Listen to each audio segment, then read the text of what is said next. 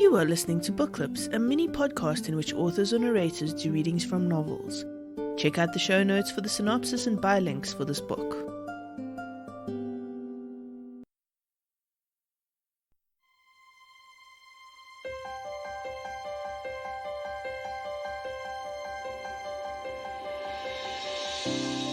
Romance and Chocolate Ink presents Comfort and Joy, a holiday romance written and read by Karin Kallmaker.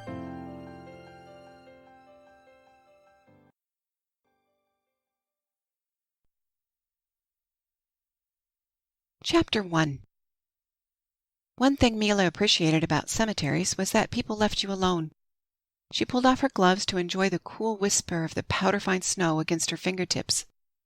Skiers called it champagne, so soft and light that falling in it was almost fun. Gracie had liked skiing, though she'd only gone once. There was a funeral underway, not far from where she squatted next to Gracie's headstone. That was tough, a funeral on Christmas Eve. 2 people had walked past her on their way to the service, but given her a wide berth. She thought it was probably out of respect for the setting. Realistically, it might also be that they were disquieted by her desert army fatigues. They weren't what folks were used to seeing in snow-covered Ohio. Gracie and she had officially parted ways when Milla had decided to enlist. Gracie couldn't stand the thought of a military thug for a girlfriend. That a 4-year enlistment was the only way Milla would ever see a college education hadn't mattered for Gracie. For her part, Milla couldn't stand the thought of a drug addict for a girlfriend, and Gracie's using had gone from once in a while to parties to almost every day. Though they each thought their own reason was the better one, it still added up to, it's over. 2 years of living in the pipe, flying without wings, and, if gossip were to be believed, selling love to pay the dealer, had wasted Gracie to nothing. The last photograph of her posted on her Facebook page had been taken about 3 months before the news of her death. It had shown an unsmiling Gracie as powdery and crumbling as the snow Milla was sifting through her fingers. The blare of a horn and the sound of screeching tires brought her head up. There were no noises of impact or further alarm, so she forced herself to relax. Through the trees and iron fencing she could see the streetlights on the busy boulevard wrapped in candy cane stripes. It was hard to believe she was home. Youngstown, Ohio wasn't a big city, but it wasn't a small town either, so it tried to be both. It succeeded about as well as anything did when you couldn't make up your mind. Bagram Aerospace had been jammed up with dignitaries arriving to visit troops for the holidays, and she'd nearly missed her connecting flight out of Kuwait. Thankfully, she'd slept like a baby for 5 hours and managed to wake up for the double-time race to make the transport from Andrews to Letterkenny Army Depot. She spared a kind thought for the glorified bus drivers who'd held the flight so that she and 5 other grunts would be on the ground in Pennsylvania in the wee morning hours of Christmas Eve. It had been a short, rough flight in gusting winter winds, but nothing like a chopper ride in a sandstorm. She'd been met at Letterkenny by Judy, her buddy Brent's mom, who had brought hot coffee and an Egg McMuffin at 4 o'clock in the morning. Real eggs, even fast food, had tasted like heaven. Her stomach, still on Afghanistan time, had been super pleased about every bite. Judy was the source of Brent's big brown eyes and his funky, high-pitched laugh. The oversized feet and hands must come from his dad.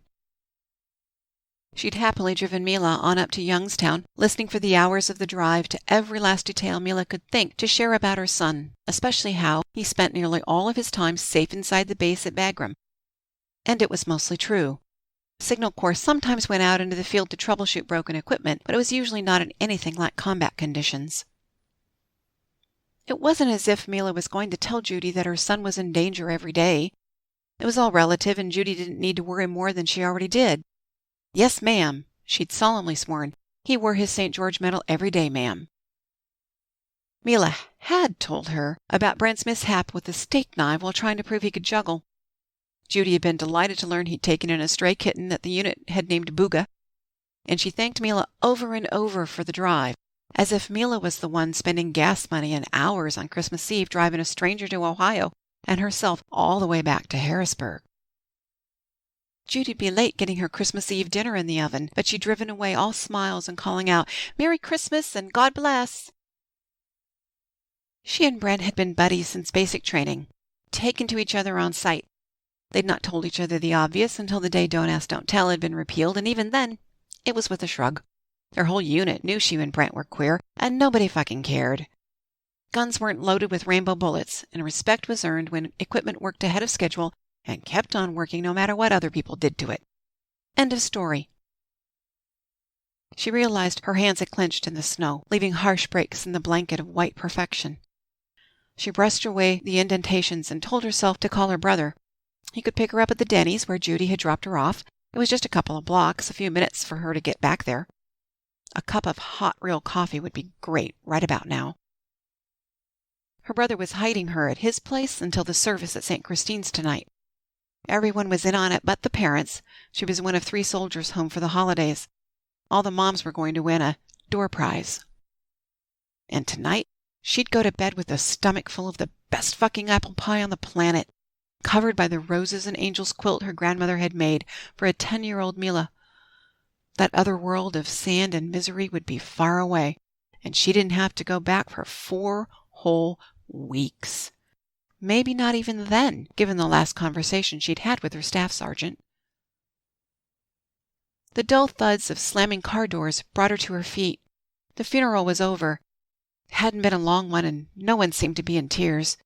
The priest in his robes wasn't lingering beyond a few handshakes, and the half-dozen mourners were likewise walking quickly to their cars. Most folks probably had other places to be on Christmas Eve, and had likely already had their fill of the bitter winter. She was loving the feel of the cold wind blowing past her ears, and her cheeks getting red, and the tip of her nose going a little numb. Bagram was a sweat box for most of the year, and the only reason anyone zipped their jackets was due to dust, not cold. She pulled the damp air into her lungs and sinuses, good as a drug after months and months where 2 inches of rain passed for normal. Being alive to feel the cold and the damp and the tickle of light snow against her eyelashes, it had to be a better sensation than anything Gracie had felt after snorting or shooting up. Where had Gracie been trying to go? Sure, there were lots of places nicer than Youngstown, but there were some real shitholes in the world. Maybe you had to see places like Shabar and Damerdad to appreciate broken streets and dirty sidewalks and the drunk on the corner cussing you out for not having spare change. Maybe if Gracie had appreciated the miracle of indoor plumbing the way Milla now did, she wouldn't have used the pipe to get someplace else. She hadn't understood Gracie then. She didn't understand her now. When she'd heard that Gracie had overdosed on a coke heroin cocktail, she'd been sad, but not surprised. Gracie hadn't wanted to be saved and hadn't wanted Milla's love. Still, there was a sore spot inside when she thought about Gracie. She had so many other sore places, big ones, compared to it, but the closer to home she'd gotten, the more this one had hurt. When Judy's route to the Denny's had passed the cemetery, it seemed like she ought to pay her respects. Well, respects had been paid. Chill in her fingers was in danger of meeting up with the sad chill in her heart. Time to find a warmer, happier place to be.